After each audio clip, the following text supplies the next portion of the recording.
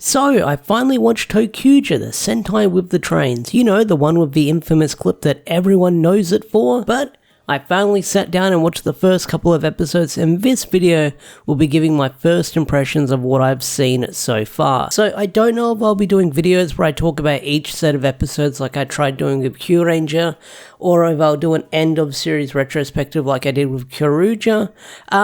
I say the best way if you want to follow my ToQger journey, check me out on Twitter over on Deoxy360, because that's where I'll be doing my updates on a ToQger if anything pops my eye with this show. So be sure to follow me over there. Shameless plug if you want to continue with me on my ToQger journey. So, quick backstory. I've been aware of this series for the longest time, and I know it's beloved in the fandom by many people. I've just never had the chance to check it out because I've been busy with work, playing video games, and watching a bunch of other stuff as well. Plus, I'm kind of lazy sometimes. So, being only a couple of episodes into the show so far, I have no idea where the plot or the story is going to go, so I have no idea what kind of ride I'm in for. All I know is there's a 6th Ranger and it's orange, and of course the gimmick for this season is about trains and other railway things, so I have no idea what I'm getting into when it comes to ToQger, but from what I've seen so far with the first couple of episodes, I've really enjoyed it, and I'm definitely going to try and keep watching and watching all the way until the end. So I might as well start off with my impressions of the suits. I like them. They're simple, and they convey what the theme is about. Nothing too overly designed, nothing too crazy. Not that that's a bad thing with when some Sentai suits have done that before, but these ones are simple, and I like them. They easily show you what the theme of this Sentai series is going to be about. Speaking of themes, that opening song is a banger, and I'm a fan of the Changer and the Morpher as well. It's a wrist design where they put the trains on it to transform, and it makes you wonder, maybe they'll team up with another Sentai that can do the exact same thing. You know what I'm talking about. So, the characters. Well, with the characters, I'm only a couple of episodes into the show, so I've had my introduction arc to them, so I just know their basic traits and personalities. Nothing too deep, no one's gone for any crazy character arc or developments yet, as of watching the first couple of episodes, so I'm still learning what they're all about. So, Riot seems like to be an alright Red Ranger, very happy and very go-lucky, almost like he's a big kid with an imagination. Haro, the Blue Ranger, he's a smart one, he's into books and stuff. Pink is the most interesting one because earlier on they established that she's got the most wild imagination, and it seems like in episode 3 that we learned that her imagination is so strong that she can lose sight of reality and forget about her body's limitations.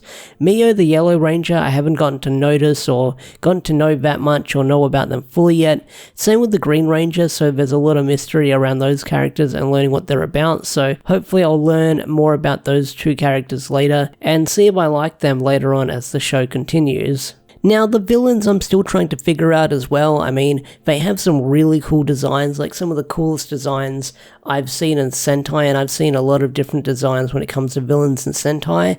These guys have some really clean, like, villain suits. Now, as for their motivation and their goals, I'm still trying to grasp. I mean, the General seems like he wants to collect all the trains, and then you've got the Darkness, where they pull everyone into the darkness and despair.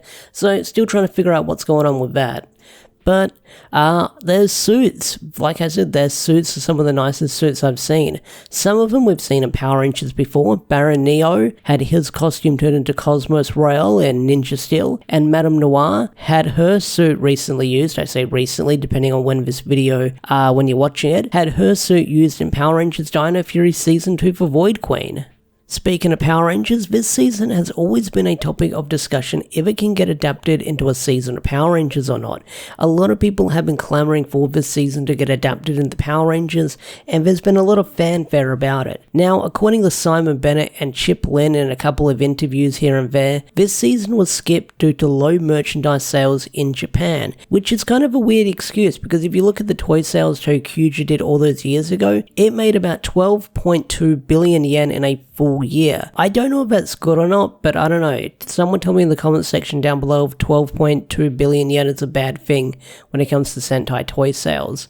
But Now, this part is going to be speculation and rumblings from what I've heard, but one of the couple of reasons I've heard why they probably didn't want to adapt this season is because Trains wouldn't sell well to kids in America like they do in Japan, due to Trains being the culture over there and part of everyday life. And usually when Power Rangers does a vehicle-based Sentai, usually the toy cells fumble and take a dip. So I understand when people try to make the argument that Trains in America would sell well because, we have Trains in America, we have Trains worldwide.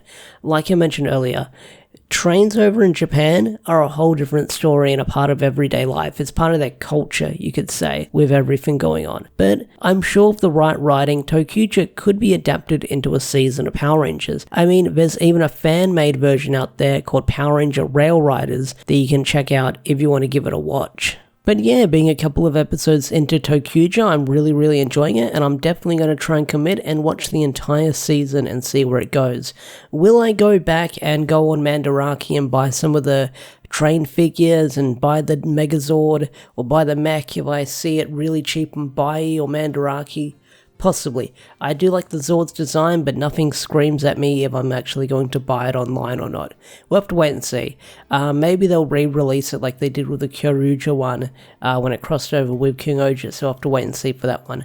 But yeah, ToQger I'm really enjoying, and I'm definitely going to keep watching it. And like I said, if I'm not making videos on it about the channel, or if I'm not making videos on it on the channel, then definitely follow me on Twitter, where I'll have a thread on Twitter where I talk about the show and give my opinions. So with that said, I'll see you guys later. Peace out, take care, and I'll catch you guys in the next video. Bye.